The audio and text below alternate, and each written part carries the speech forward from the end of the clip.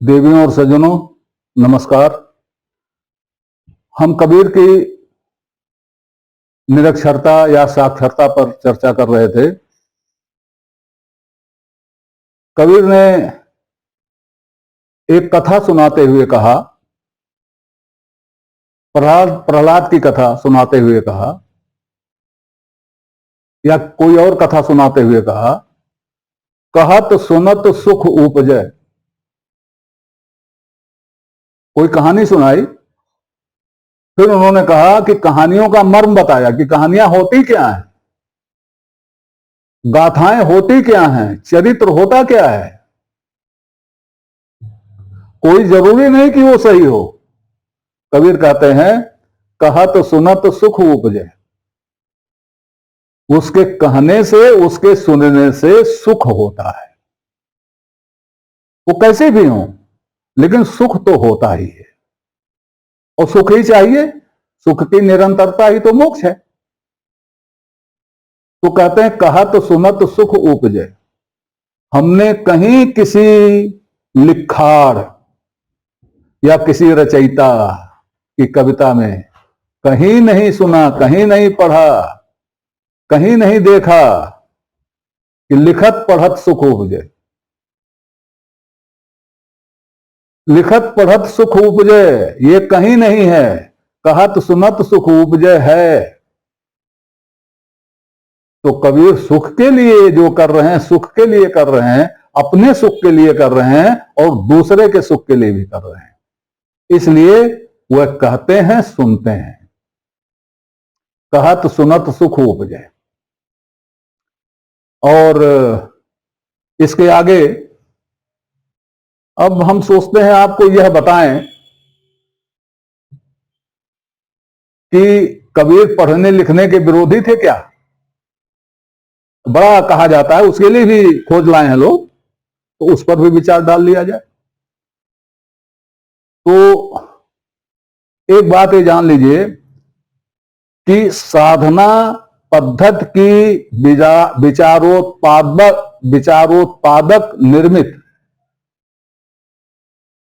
वाणी है, और जब वह लिखित हो जाती है तब वह सीमित हो जाती है।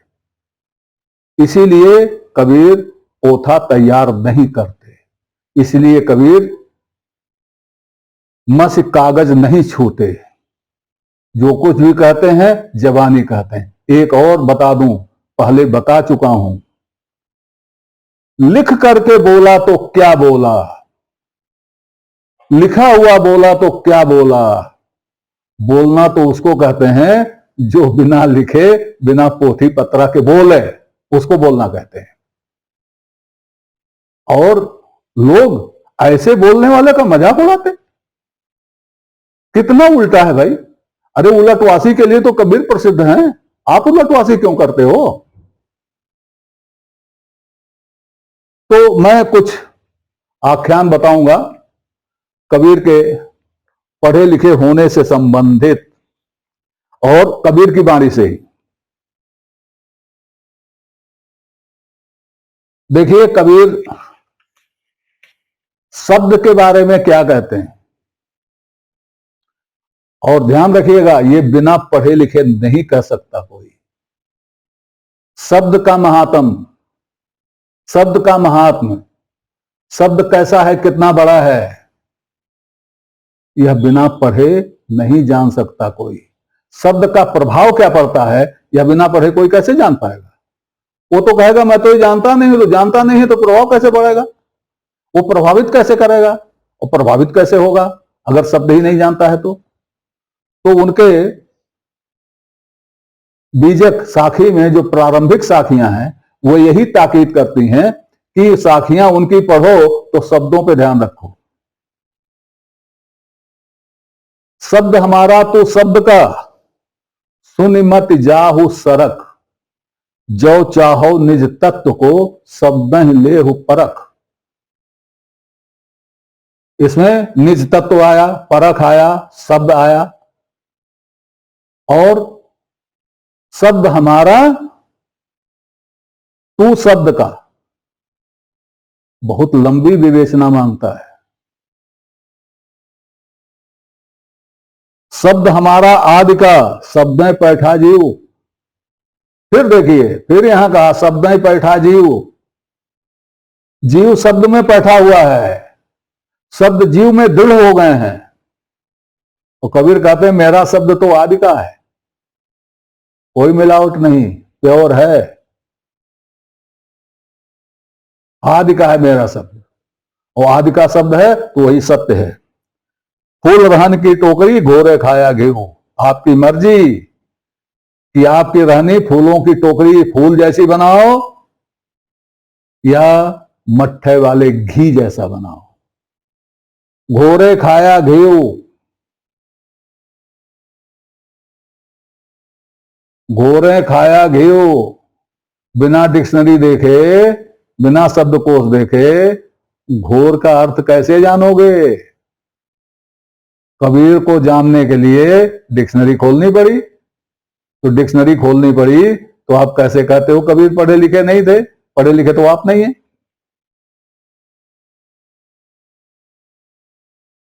घोर मट्ठे को कहते हैं। तो आगे देखिए, खाली मैं पढ़ दे रहा हूं, अंदाजा लगाइएगा। शब्द बिना सूरत आंधरी, शब्द और सूरत का संबंध देखिए। शब्द बिना सूरत आंधरी, कहो कहां को जाए, द्वार न पावे शब्द का, फिर भटका खाए। शब्द के बिना सूरत अंधी है, जब शब्द मिलते हैं तभी सूरत जो आंख वाली होती है। और शब्द की खोज में वो द्वार द्वार धक्का खाती है। शब्द शब्द बहुअंतरे, शब्द सार शब्द मत लीजिए। शब्द शब्दों में बहुत अंतर होता है। शब्द मारा गिर पड़ा, शब्द छोड़ा राज। लोग क्या कहते हैं, हाथी पाइए और हाथी पांव पाइए। शब्द से ही हाथी मिलती है और शब्द से ही हाथी पांव मिलता है। यहां बात मिलने की हो रही है, कबीर खोने की बात कर रहे हैं। शब्द ही मारा गिर पड़ा, शब्द का मारा हुआ गिर जाता है और शब्द से ही राज लुट जाता है, राज चला जाता है। जिन्होंने शब्दों का विवेक किया उनका काम बन गया। ये जो कहा उन्होंने, शब्द ही छोड़ा राज, कहां का संकेत है? शब्द ने किसको राज छोड़वाया था? मैं बताता हूं, भोज की कहानी है। भोज के चाचा ने राजगद्दी पर कब्जा कर लिया, जिस पर भोज का अधिकार था। भोज बालक थे और भोज को सौंप दिया जल्लादों के हाथ कि ले जाओ इसको जंगल में मार डालो। लोग ले गए जंगल में। मारने के पहले भोज ने कहा कि भाई मुझे मार तो डालोगे ही, लेकिन चाचा के लिए मैं एक संदेश देना चाहता हूं, वो संदेश उन तक पहुंचा देना। उन्होंने खून से संदेश लिखा कि इस पृथ्वी को फला नहीं ले जा पाए, फला नहीं ले जाए, फला नहीं ले जा पाए, और शायद आप लेकर जाओगे। कुछ ऐसा लिखा उन्होंने। जल्लादों को दया आई। उन्होंने कहा देख तू जंगल में रहना, जंगल से बाहर ना जाना, तुम्हें छोड़ देते हैं। और इनको छोड़ के चले गए। चिट्ठी उनको दिया। ये चिट्ठी पढ़ करके वो उसको सत्य का ज्ञान हो गया, वो विह्वल हो गया और भतीजे के लिए पागल हो गया। फिर किसी तरह से भतीजे से उसका मिलन कराया गया। तो शब्द ही खोया, शब्द ही छोड़ा राज। खोया नहीं है इसमें शब्द, शब्द ही छोड़ा राज, राज छोड़ दिया। तो शब्द में बड़ी ताकत होती है। अब इसके बाद लोगों ने ये तो पकड़ लिया कि कबीर ने कहा कि मस कागज छुओ नहीं, बाकी चीजें भूल गए। अरे कबीर तो पूरा चिट्ठा लिखने के लिए तैयार बैठे हैं भाई। देखिए उनकी वाणी देखिए। सात समंद की मसी करो, लेखन सब बन रहा है, धरती सब कागज करो, तो हरि गुण लिखा न जाए। कबीर कहते हैं लिखने के लिए बैठा हूं, लेकिन अगर मैं सात समंदर की स्याही बना लूं, सारी वनस्पतियों की कलम बना लूं तो भी, और धरती को कागज बना लूं तो भी हरि का गुण लिखने के लिए अपर्याप्त होगा। तो चलो हरि का गुण लिखा नहीं उन्होंने, लेकिन लिखने बैठे तो थे, लिखने की कल्पना तो की थी, और ये अंदाजा लगाया था कि क्या क्या लगेगा लिखने में।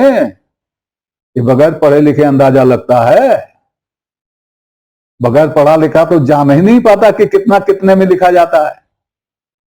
कबीर ये बता रहे हैं कि भाई ऐसा ऐसा कर दूं तो भी नहीं लिख पाऊंगा, और उनको आप कहते हैं कि पढ़े लिखे नहीं थे।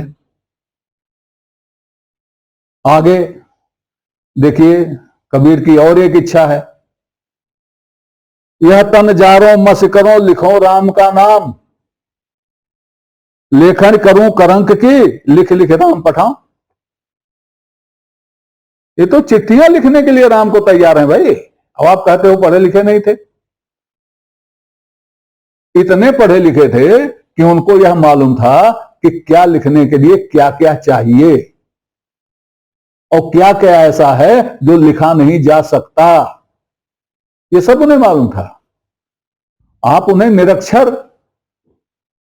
मत कहिए, निरक्षर कह के प्रसन्न मत होइए, और कम पढ़ा लिखा कहकर भी प्रसन्न न होइए, क्योंकि ये बातें कम पढ़ा लिखा नहीं कर सकता। अब मैं आपको उनका एक पद बताता हूं, सुनाता हूं। पढ़े लिखे को कौन कहे, वो पढ़े लिखों की पोल खोल रहे हैं। पढ़े लिखे कैसे लिखते हैं उसकी पोल खोल रहे हैं, और सबकी पोल खोल रहे हैं, चाहे वो मनुष्य हो चाहे वो देवता हो, सबकी पोल खोल रहे हैं। सुनिए, वो कह रहे हैं, साधन कंचू हरि न उतारे, अनभय होए तो अर्थ विचारे। साधन और वेश भगवान नहीं भेजता। साधन में वो सारी चीजें आ जाती हैं जो अध्यात्म के लिए आवश्यक हैं, और कंचू में वो सारी चीजें आ जाती हैं जो दिखावे की होती हैं। साधन में सारी पुस्तकें आ जाती हैं, और साधन में सारे अवतार भी आ जाते हैं। तो कबीर कह रहे हैं कि यह सब जितना है झंझट, इस सब को भगवान नहीं उतारते, कोई ईश्वर नहीं उतारता। मेरी इस बात पर वही विचार कर पाएगा जो निडर हो, अनभय हो। वो क्या कहते हैं, कैसे कैसे होता है बताते हैं, कैसे कैसे होता है। आप किताबें कैसे लिखते हो वो बता रहे हैं कबीर, और किताबें कैसे लिखी गई वो भी बता रहे हैं, चाहे कोई भी किताब हो। कहते हैं शब्द सुरंग खोज कर आने, अच्छे अच्छे शब्द, सुरंग अच्छे अच्छे रंग के शब्द खोज के लाते हैं। आने नौ रंग धागा, और 9 रंग का धागा लाते हैं। ये 9 रंग क्या है? 9 रंग का धागा क्या है? ऐसे नहीं 9 रंग है, 8 भी कह सकते थे, 11 भी कह सकते थे, 7 भी कह सकते थे, लेकिन 9 रंग कह रहे हैं। 9 रंग कौन से हैं? 2 हो सकते हैं। एक तो आपके कविता के, लेखन के, रचना के 9 रस,